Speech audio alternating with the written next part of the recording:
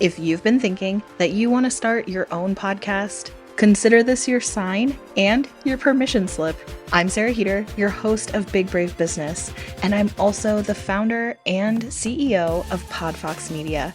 We're a podcast production and strategic consultation company, and we've helped launch almost 100 shows and consulted on hundreds more. In 2024 and beyond, there are so many choices out there for podcast editors or managers or even production teams. But the difference when you work with Podfox Media is that you get access to not just our strategic support, and believe me, we are some of the best in the business, but also our core values. And that's something that I know if you've been listening to Big Brave Business for a while, you are well familiar with. If you know you want to work with a team that has your back and is actively working to change the world through revolutionary podcasting, working with thought leaders in a ton of different industries whose voices might be underrepresented in their communities or their industries or in podcasting, because let's be honest, it's a middle-aged white dude's game. That sounds like the kind of team and the kind of environment you want to be part of and you want to have behind you to get your podcast off the ground. We will help you every step of the way. Schedule your 100% free 90-minute launch strategy session with me or someone from my team at launchmyshow.com. That'll also be linked in the show notes, but it's launchmyshow.com.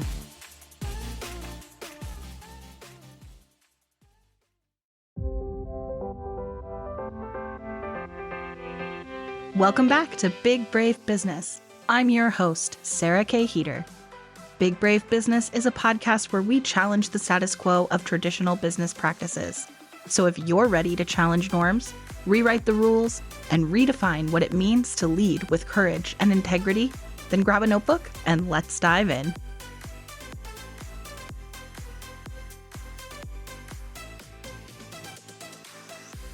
Welcome back to Big Brave Business. I'm here with my friend Jacki today. I have been thrilled to be a guest on Jacki's podcast a couple of times. Jacki and I have collaborated on so many things. So you've probably already met her through my spaces if you hang out with me a lot online.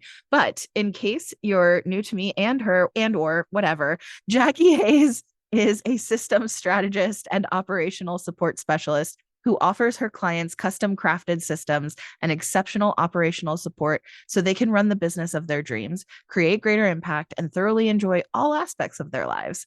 Because they're not just business owners, they're whole ass people. When she's not supporting her clients, she's bouldering, lifting weights, or reading a book on the couch. So welcome to Big Brave Business, Jacki. Thanks for having me. I'm so excited to be on your show. And I mentioned your podcast. What is not in your bio? Your podcast.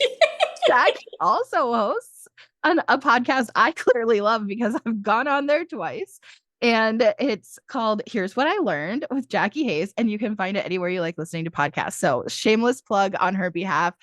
I'm thrilled to chat on this show because the last time I came on your show, we talked a little bit about what doing business my way looks like for me. And in particular, we ended up talking about some really interesting themes around like grief and listening to your intuition. But now I get to turn the tables and I want to have that conversation over here and ask you about what doing business your way looks like for you personally. That's always funny because with my clients and I'll ask them to share wins or whatever, and then I forget to prepare my own wins. And so the same thing, I ask all my podcast guests, what does it mean to do business your way? And rarely did I ever stop to think about like how to articulate what that means for my business.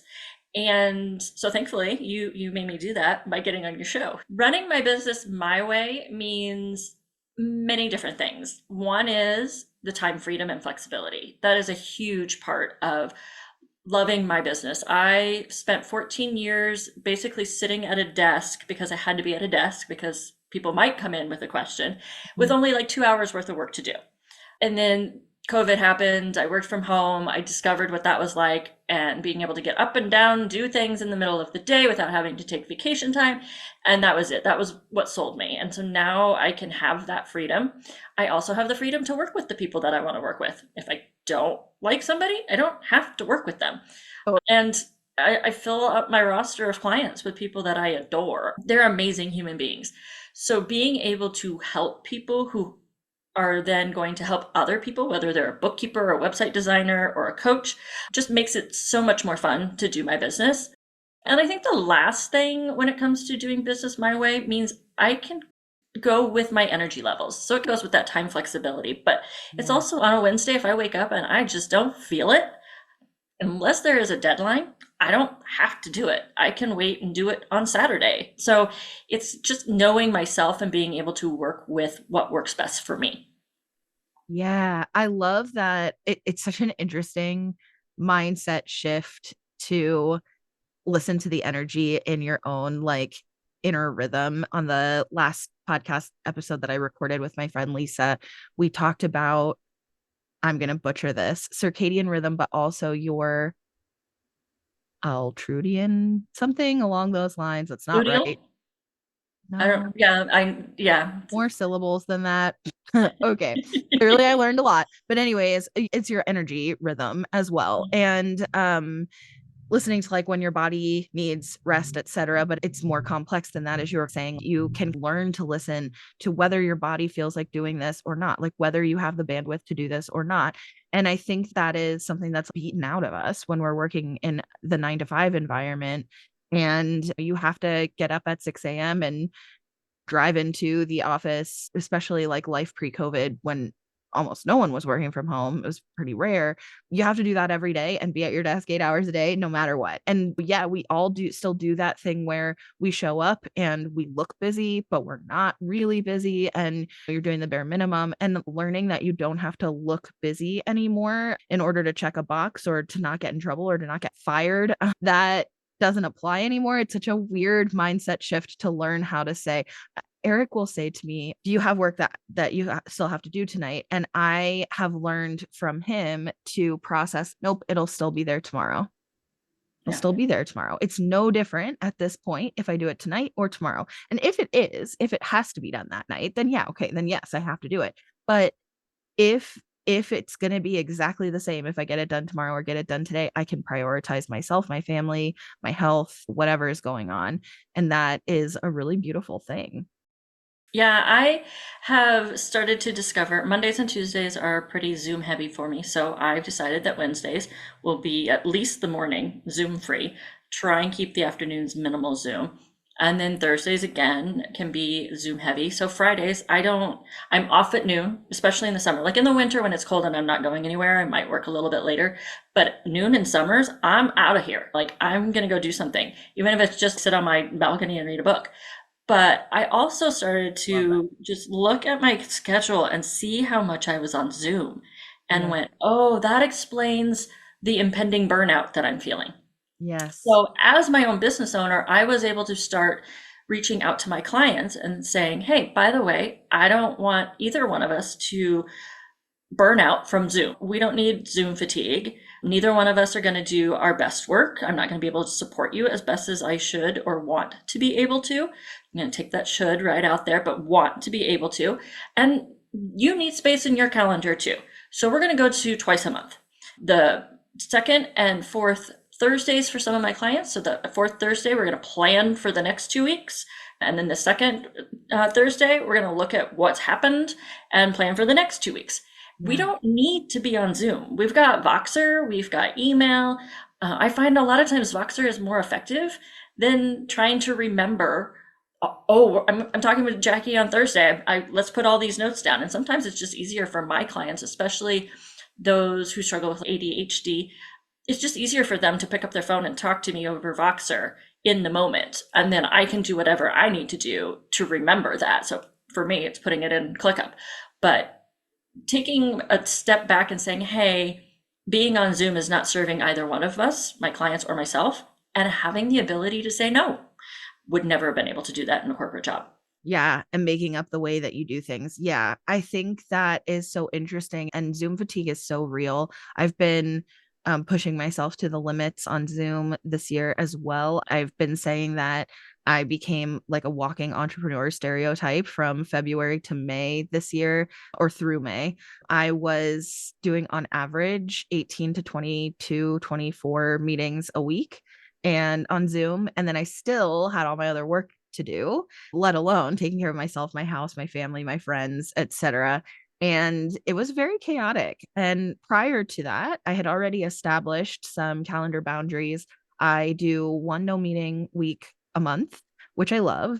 And then I also do no meetings on Mondays or Fridays. So Tuesday, Wednesday, Thursday are my Zoom days. But because I'm doing 18 to 22 or 24 meetings a week, I had actually started leaking back into Mondays again. And my Mondays were pretty minimal. But when I say minimal, 3 back-to-back Zooms. And then that was Monday's my family dinner night. So my kids are grown. They all come over every Monday. And so I was doing 3 back-to-back meetings, getting a little bit of work done real quickly before the kids come over, and then signing off of work until the next day, and then marathon meetings Tuesday, Wednesday, Thursday. And I honestly knew burnout was impending, exactly what you said. Like, you can feel that it's coming. And I saw a really good image on social media or Pinterest or something going around that really resonated. And it's this line of matches. And if you light one of the matches, they're all lined up perfectly in a row. If you light one of the matches, they all light. And if you pull one of them down so that it's not aligned in the straight line of matches, but it's still laying there, but it's pulled back, then when you light one side of the matches, it stops burning. And you can prevent it from burning all of them. And somehow, I'm trying really hard to describe this visual via podcast, but somehow this visual, like, really in that moment, I was like, ooh, that's what I need to do. I need to pull a match back. I have to pull back a little bit because I can see this happening.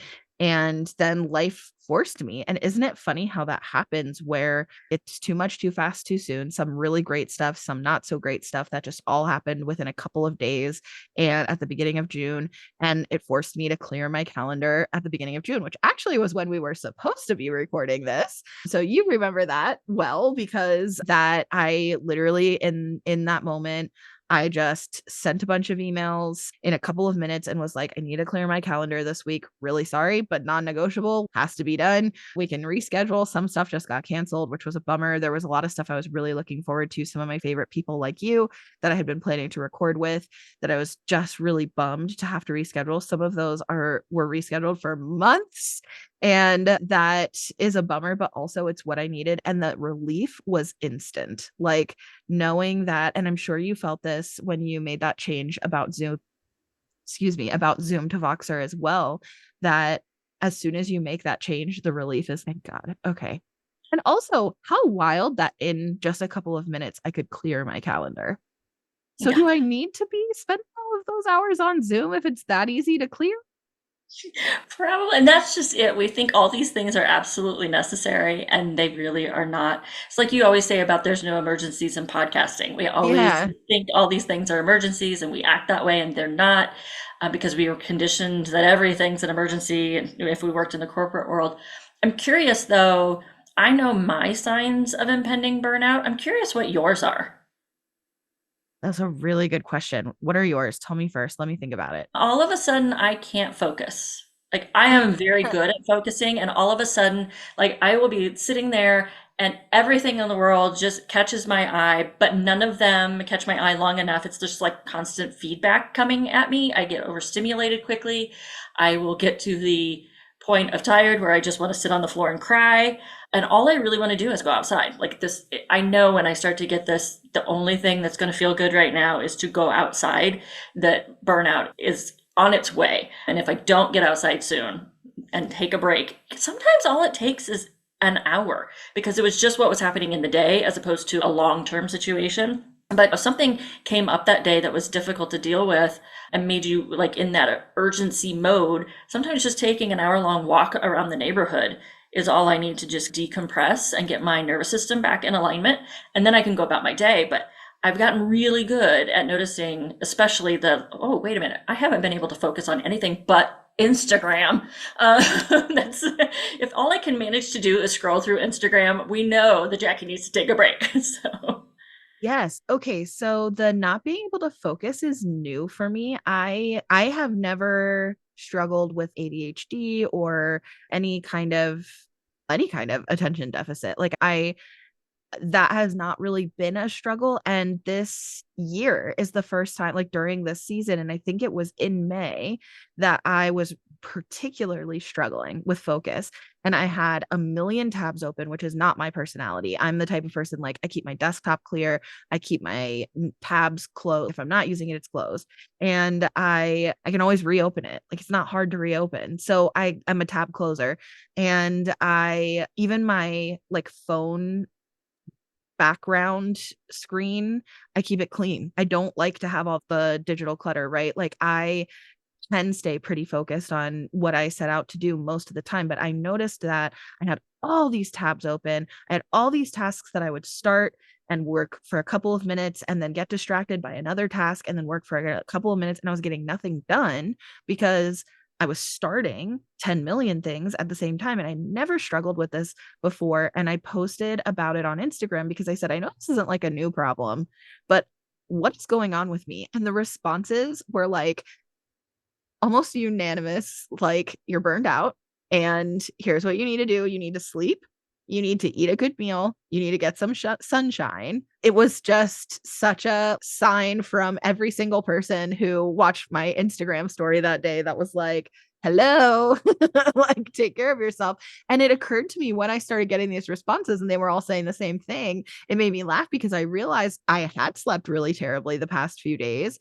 I had not eaten like a really good solid meal in a couple of days. I was just eating like quick on the go, like, let me grab this, let me get this really quickly. And I hadn't left the house in a couple of days. So I hadn't gotten sunshine or like even stepped away from work. And I was like, okay, heard. And so after the last meeting I had that morning, thankfully it was like a shorter day, that I was getting all these messages on Instagram. I signed off. I made myself a great big omelet with a bunch of vegetables. And then I took a nice long nap.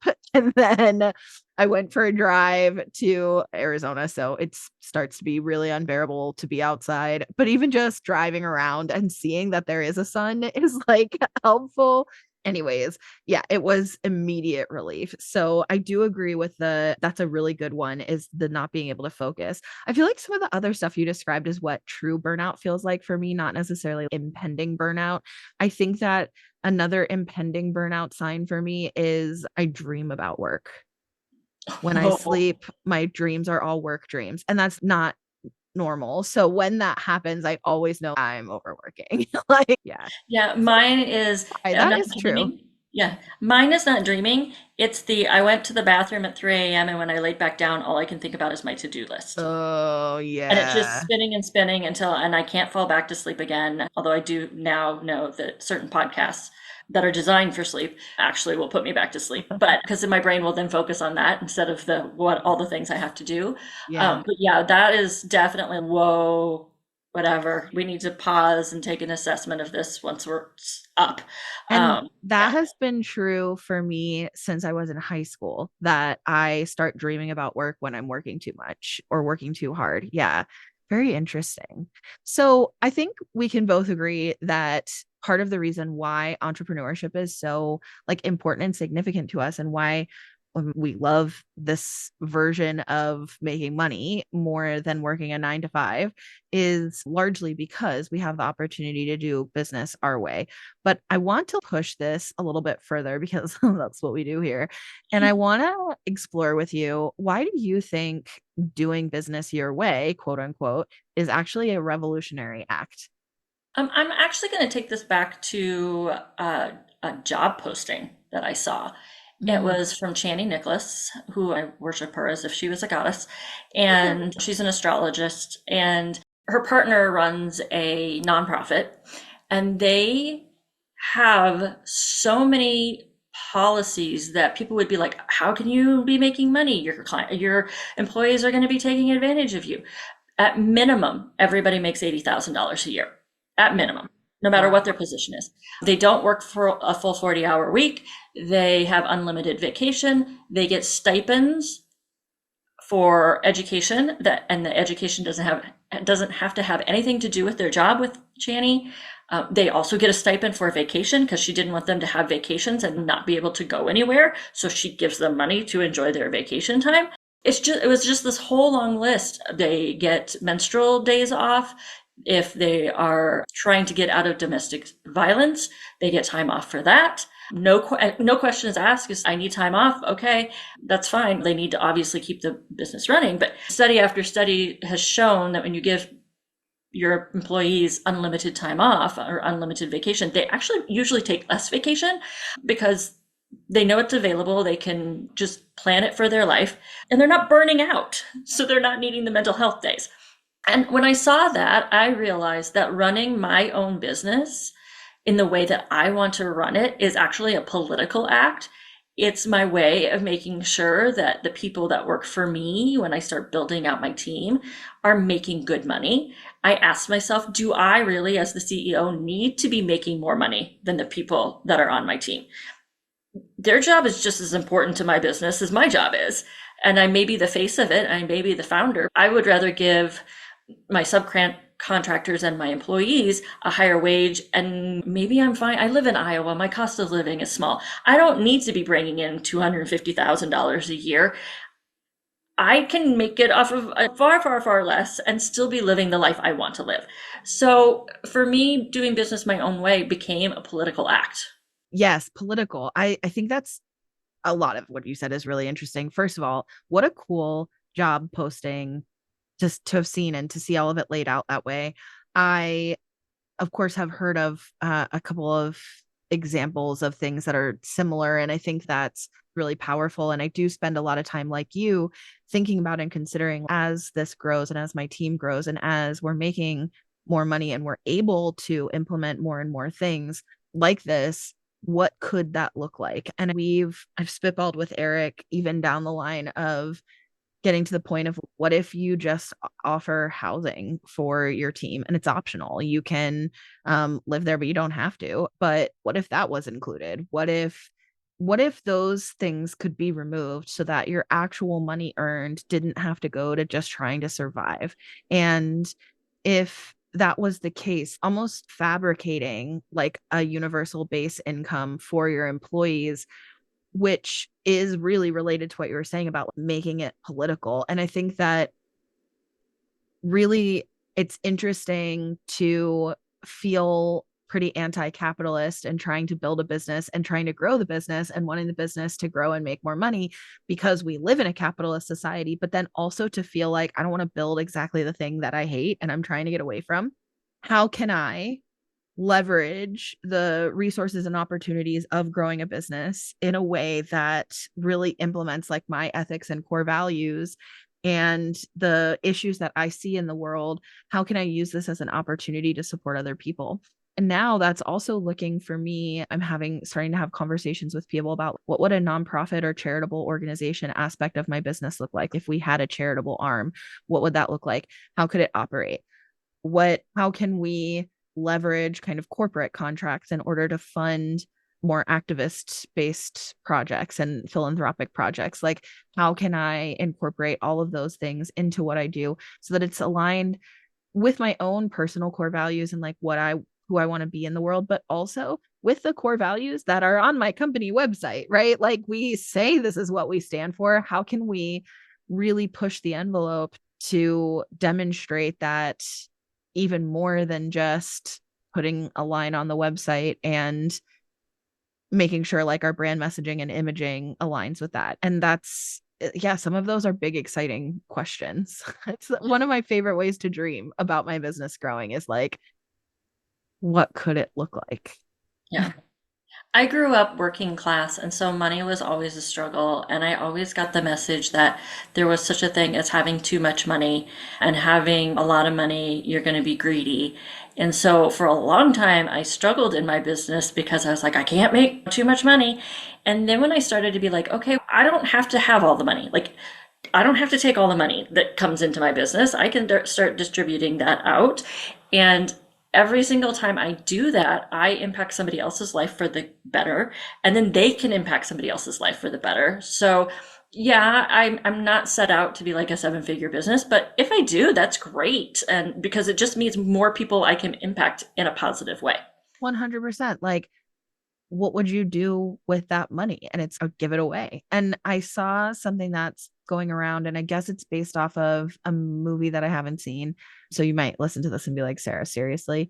But and I don't really remember what the exact constraints were of the post, but it was like, if you were given some absurd amount of money and you had 24 hours to spend it, but you couldn't walk away with any assets and you can't give it away, what would you do with it?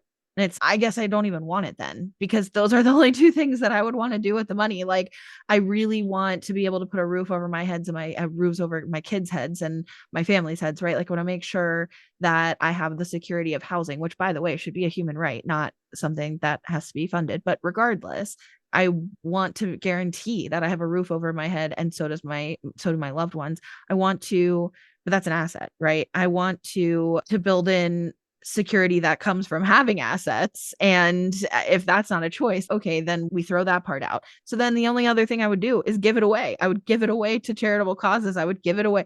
But if I can't do that either, then okay, honestly, I don't need it. I don't need it then. There's some things that I could do. I would love to travel and see more of the world. Can't do much of that in 24 hours. And then also, if you could purchase an asset and give the asset away, like, that kind of feels like maybe a bit of a loophole, then I could see doing that. But no, I want to fund things. One of my like great dreams about making more and more money. I'm a very good tipper. I already was a good tipper. Now, making more money than I've ever made before, I'm an even better tipper. But what I long to do is be able to tip all of the, and of course, we live in the US. So if you're listening to this and you don't live in the US, obviously tipping culture is totally different. But here, because servers often make $5 an hour or less, but of course, their cost of living has gone up just like everyone else's. They really rely on tips in order to get by. One of my great dreams has been to be $1,000 tipper. That just when I go to eat at a restaurant, I can just tip $1,000.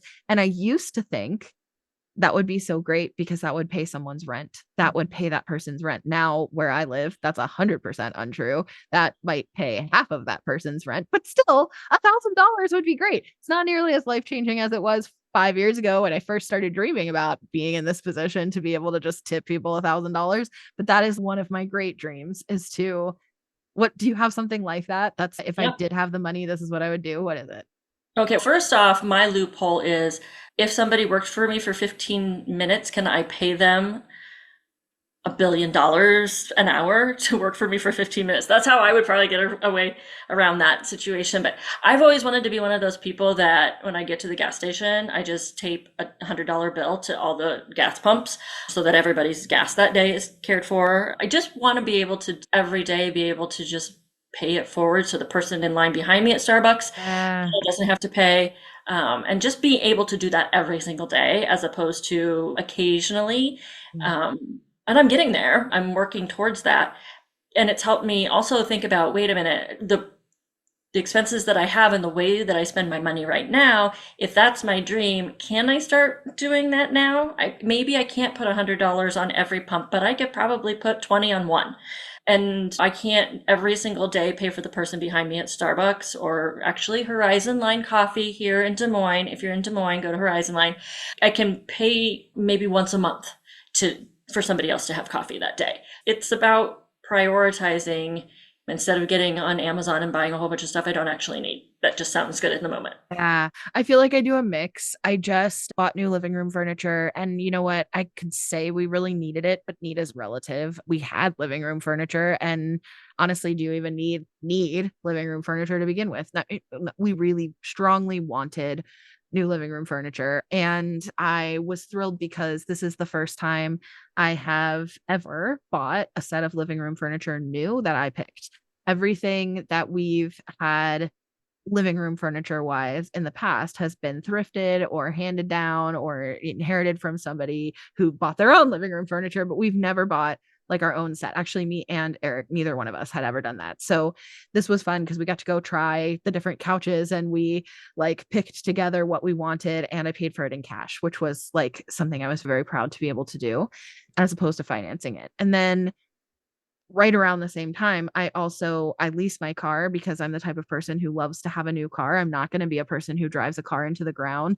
I don't have love for vehicles. Oh, I love this car so much and I like this car has been with me through all these memories. Nope, I just want something shiny and new. I like new stuff, and I hate driving most of the time. So if liking my car and feeling like it's shiny and new and fancy makes fancy is relative too, but being a new car feels fancy to me, that's a big deal. So anyways, I had 3 CRVs in a row, and I was like, am I going to get another CRV?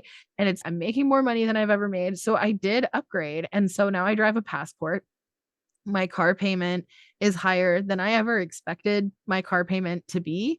I know a lot of other people whose car payments are significantly higher. It's not a contest, but it's more than I ever planned to spend on a car payment. But I really love it. And I feel so awesome getting in that car and driving around. And when things have been like stressful or overwhelming this past month, because I just got it a month ago, I climb in that car and I'm just like, yes, this is the energy. So there are things that like I'm definitely upgrading and spending in my own life. I definitely love a good Amazon haul, but yeah, that is an interesting question. What would be more gratifying to you, getting that thing off of Amazon or paying it forward? And I think I'm the same way as you. I think generally speaking, I actually would get more gratification paying it forward.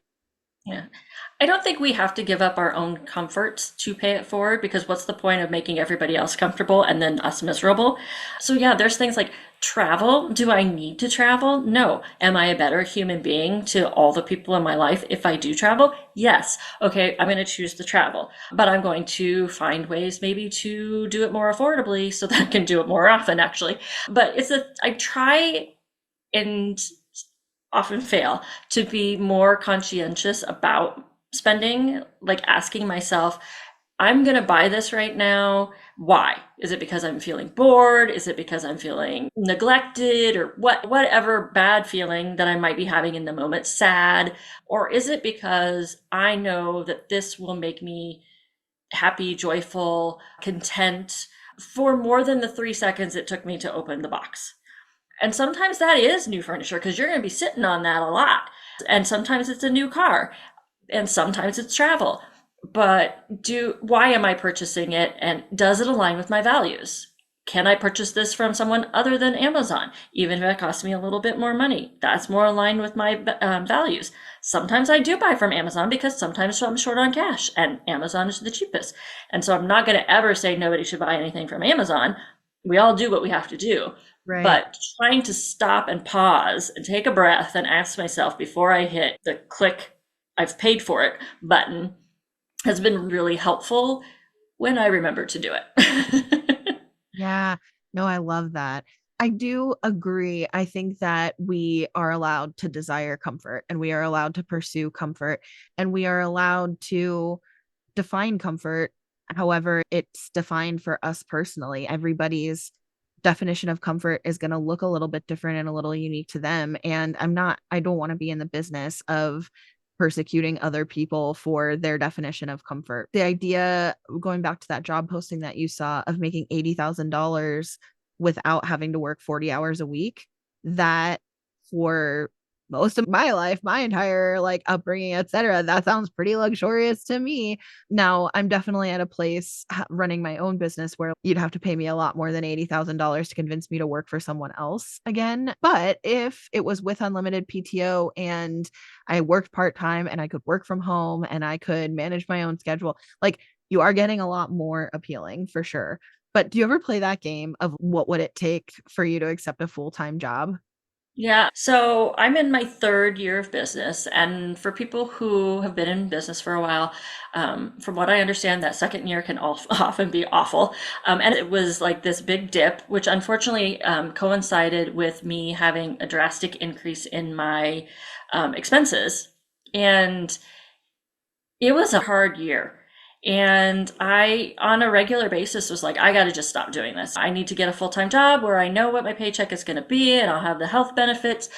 And then it would be like, and this is all the other things that's going to come with it. I now need to leave the house at this time. I don't get to have my slow mornings that I adore.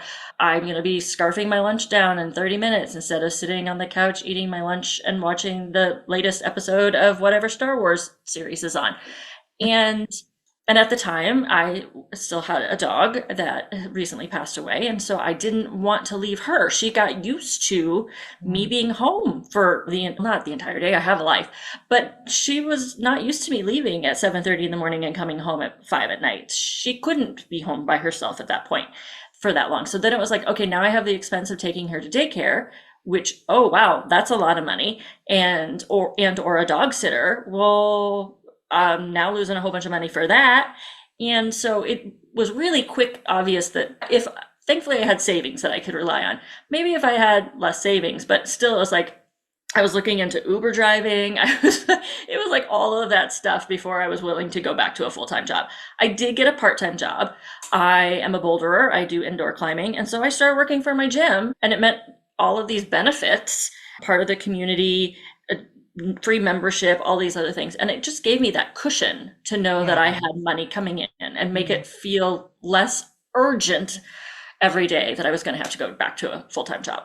I have a part-time job too. I teach online at my local university, which I went to 3 times. I have 3 degrees, 2 bachelor's and a master's from that university. Obviously, I'm a Sun Devil for life. So I teach online for ASU part-time. I have been doing that since I started my business, or just shortly after I started my business.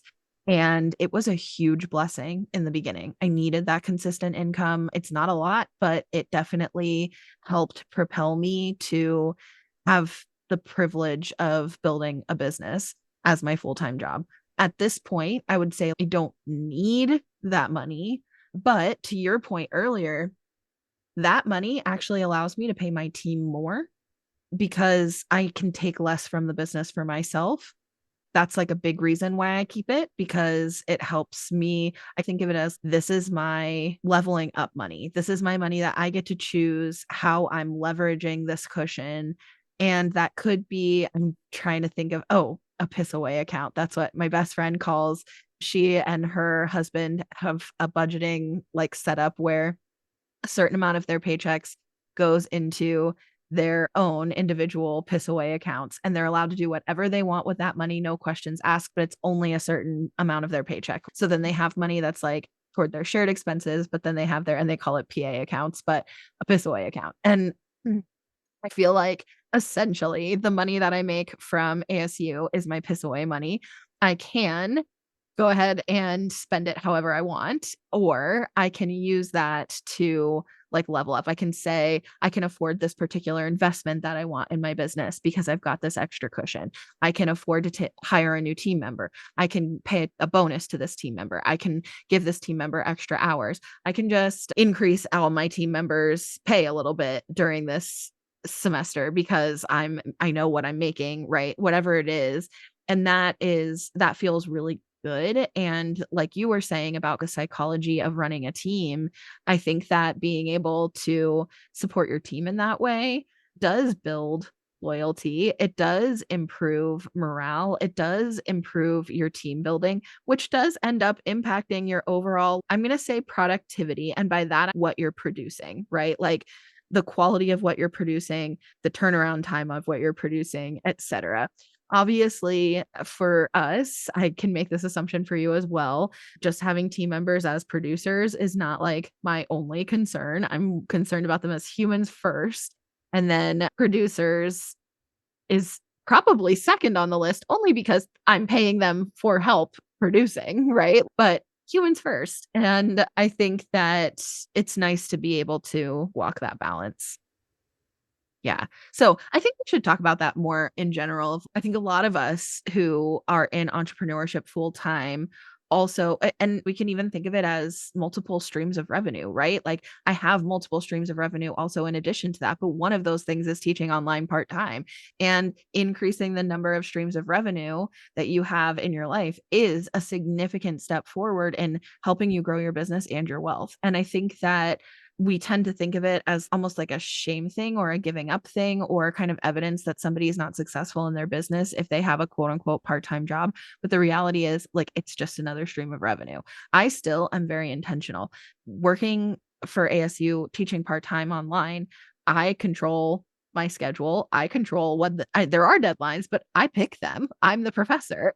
And I can grade in the middle of the night if I want. I basically have to be responsive to students. And that's the only thing that really has me like on the hook about that job. I don't have to go into an office. I don't really have to attend meetings ever because I'm a part-time staff member. Even my office hours, I just have people submit a Calendly Zoom request. So it's like office hours are on demand if someone needs them. I don't have to be in an office physically.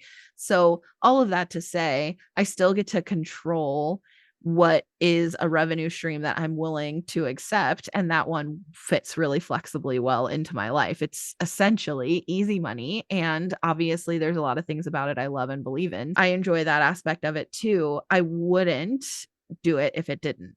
And my part-time job too helps me remember that I have another life. I'm guessing the same is true for you. I love what I do. And I can get caught up into it and like hours will pass. And I'm like, oh, it's midnight. I should probably go to bed now because I just got into the flow and I don't want to stop. And so having that part-time job is this nice reminder of get out of the house, get away from the computer, go socialize with other human beings, which I've discovered my mental health is so much better when I'm an introvert, so I do need my alone time, but I've discovered that I'm getting too much of it now working from home. My friends are all like, man, you just have the busiest social life. And I'm like, it's because I'm not spending 8 hours with people I don't like every single day, 5 days a week. I have all this energy that needs to come out for socializing because we are a social species. It's not getting drained because I work with people I like. I'm not having to have these conversations I don't want to have. I have no one breathing down my neck. All of these things that used to drain me are gone. And so I will like just get so consumed with what I'm doing that sometimes I will need that reminder to go to the part-time job to have a conversation with somebody to remember that I love bouldering and I probably should get out of the house to like actually work out too. But it's just helped provide more balance in my life. Yeah, I love that. Thank you so much for coming and hanging out with me. I feel like this time flew by, and I just always enjoy talking to you, which is why you are always one of the top people that comes to mind when I'm thinking about who I want to collaborate or team up with somebody. I just really appreciate your values and how you make decisions for your business and your life and the way that you show up online that aligns with who you are as a person and what matters to you. That just really speaks to my heart. And I think you're an incredible person.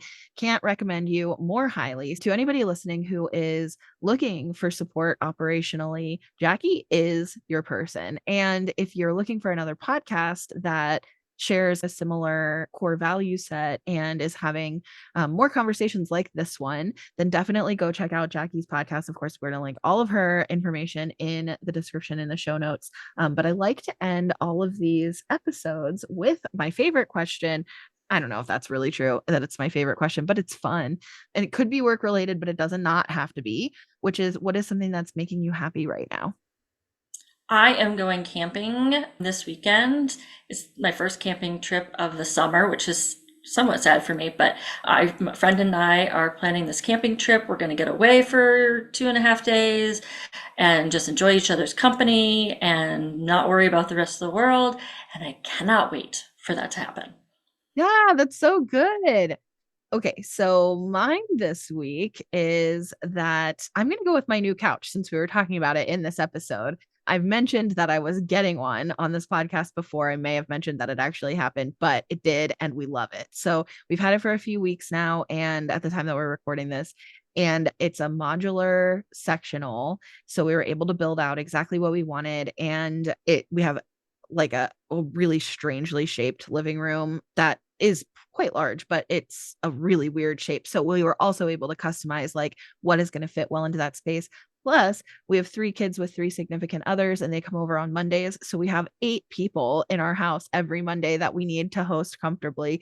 So we needed a lot of seating. And previously, we just had this hodgepodge of chairs and couches and whatever that we would just make this like weird arrangement into a little bit more than a semicircle to fill up this weird space. And now we were able to build this like custom couch that literally holds all of us, which is so cool. And every single seat is comfortable. So since most of the time it's just me and Eric, we move around and we try out all the different seats, and so do the cats. So we love all of all of the setup so far. I'm just so happy with it. I come downstairs in the morning and I see it in my living room and I just feel proud and happy. That's my living room and excited to sit on the couch. I've been working from the couch a lot more than I ever did before because it's comfortable to be there. And I love having that option to flex either in my office or on the couch or anywhere I want to be. That's so great. My couch is my thing this week. With that said, thank you so much, Jacki. I really appreciate you, of course, as a human and of course also as you being here as a guest. And to you listening, thank you so much for being here as well. We will see you next week.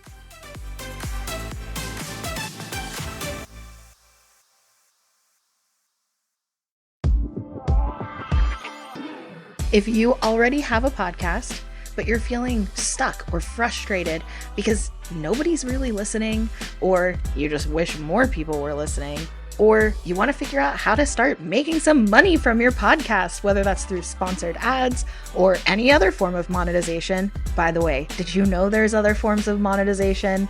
That is exactly the kind of thing that my team at Podfox Media can help you achieve. You can schedule your strategy session with us today at helpmyshow.com. That's helpmyshow.com. Schedule a session and I'll see you there.